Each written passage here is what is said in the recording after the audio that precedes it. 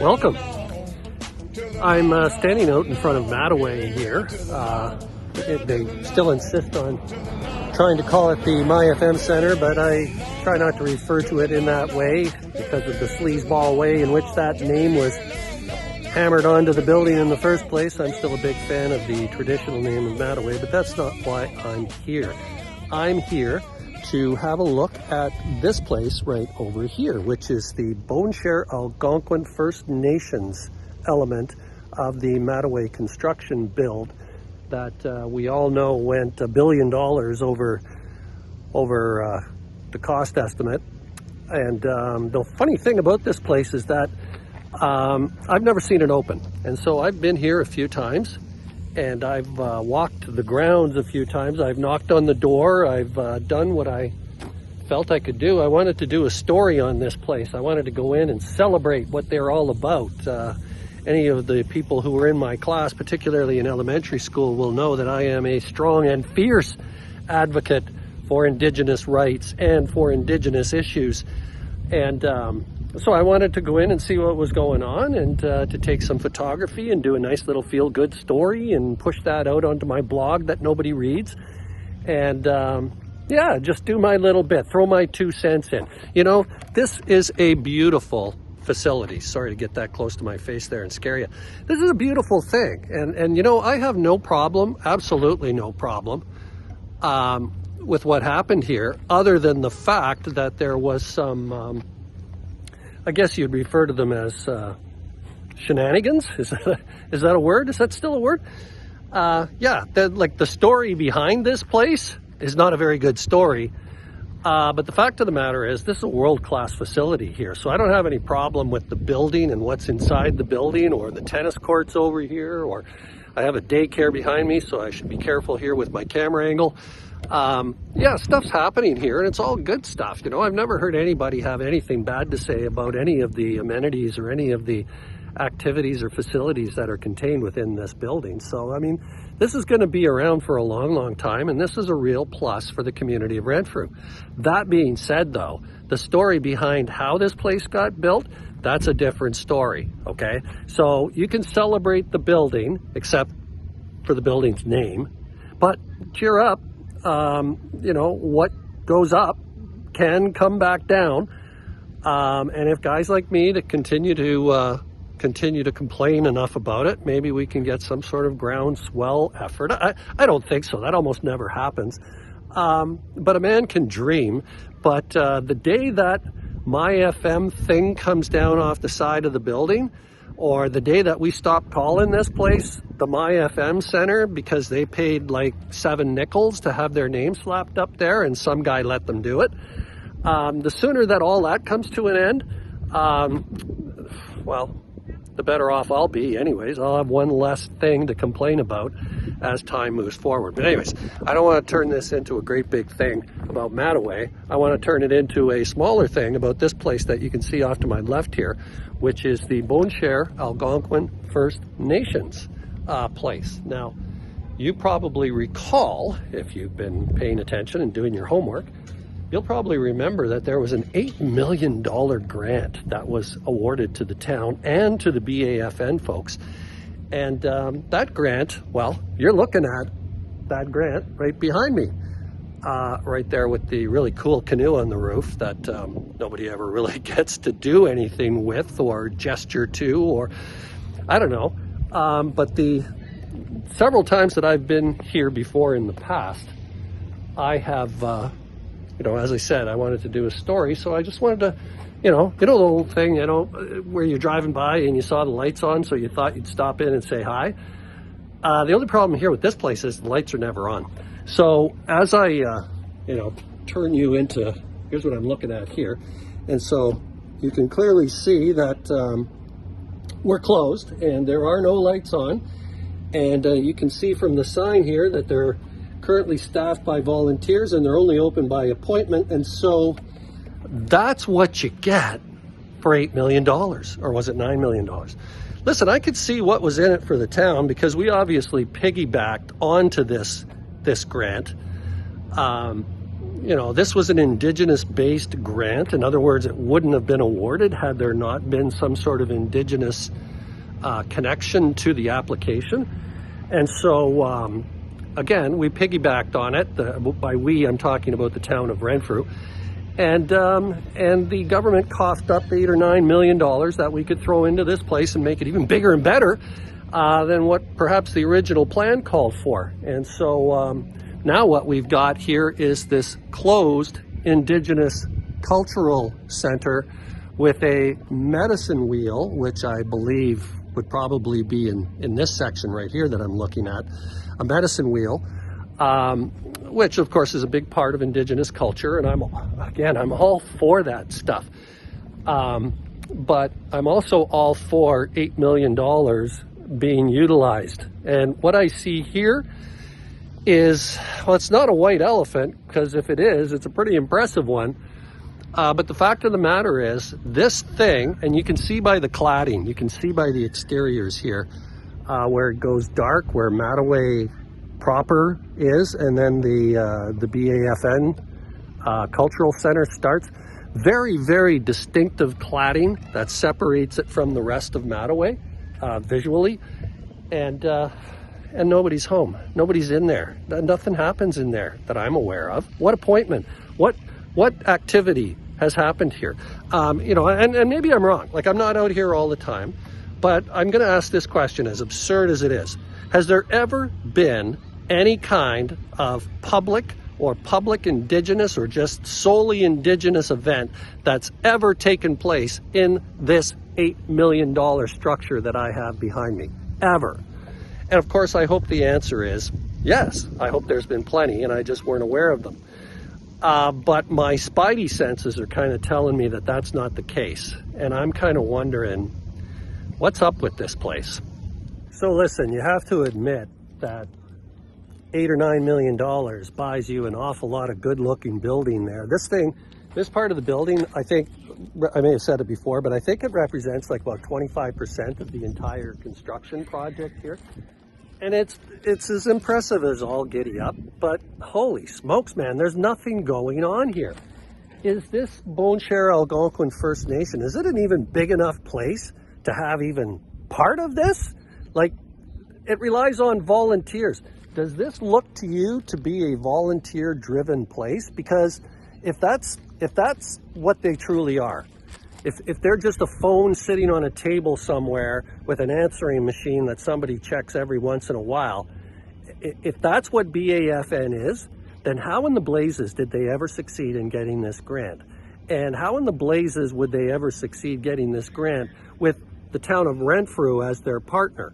Now, the town of Renfrew has already demonstrated that they're willing to do piggyback grants with just about anybody. If you run a hot dog stand or a lemonade stand somewhere around town and there's a grant around that will allow you to expand your business, and if Renfrew, the town of, figures that they can like kind of shoehorn in there and kind of, benefit themselves by joining you with your grant, and maybe it's a grant that's specific to hot dog stands and lemonade stands, but Renfrew, the big thinkers there at Town Hall, they see an opportunity where, hey, this guy with the lemonade stand, he's gonna make an application for a grant. Let's get ourselves in there, and maybe somehow we can leverage something from that or out of that for our own benefit. Well, okay, so here you go. Here's $9 million. I'm just going to stick with $9 million. I think it was 8, but I'm 9, somewhere in there. Okay, forgive me, somewhere in there. Millions of dollars. This is what it gets you, and it's absolutely empty. And I know nobody's ever by here. Plenty of people walk by here, but nobody actually, that I know of, actually makes it through that door, unless it's by appointment only. And I would surmise that that appointment can only be attained if somebody on the other end picks up that phone that's sitting on the desk of an empty office or living room somewhere and actually does their bit to actually make the appointment come to life, where people actually go into the place. I don't care if it's Indigenous specific. I don't care. But for that money, I'm a taxpayer. Broadly speaking, I'm a taxpayer. I just filed with my Canada Revenue Agency for my income tax, and I'm paying, and I'm pissed at that. That a guy like me has to continue paying. And so I get doubly pissed when I find out that, you know, I have to pay what I have to pay. I mean, it's part of being a good citizen. But then my government will turn around and give $8 million to something like this that is just for show. It's like a Potemkin village over in Russia, like a make-believe village kind of thing, where if there's something going on in here, they're doing a good job of keeping it under wraps. I mean, maybe they're working on their covert game, in which case they're doing a fabulous job, absolutely fabulous job. My main point here, one of the main points here that I'm trying to make, is the fact that a grant was applied for and it was awarded. There were two parties to the grant. One was Bon Cher Algonquin First Nation, the people with their name on the side of the wall here, and the town of Renfrew, the people who were the other partner in all of this. And as a result of that, it was an Indigenous specific grant, and Renfrew shouldered their way into it. And I guess the idea was that there would be more of something to add on to Mattaway, and I'm absolutely cool with that. Don't get me wrong. It's a beautiful place. I mean, it's just fun to look at. It'd be nice if it could actually do what it was intended to do, and I don't think the master plan called for a locked building, a locked, empty, let's just say it, abandoned building. If the Bon Cher Algonquin First Nations is a small little entity, if it isn't big enough to fill the shoes that this thing behind me promises, then what in the blazes were they doing applying for $9 million when they don't have $9 million worth of stuff that they're actually doing? Okay? That's a lot of money for a hobbyist Indigenous organization.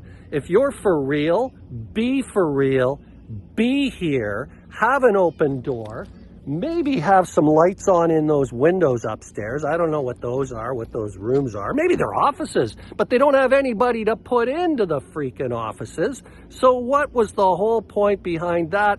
And so as wonderful as this is for the town of Renfrew, for the Indigenous population that lives in Renfrew or around Renfrew, for all of those people, for all of us who get to come here and see it and enjoy it and all that kind of stuff. That's all well and good, but there's nothing going on here.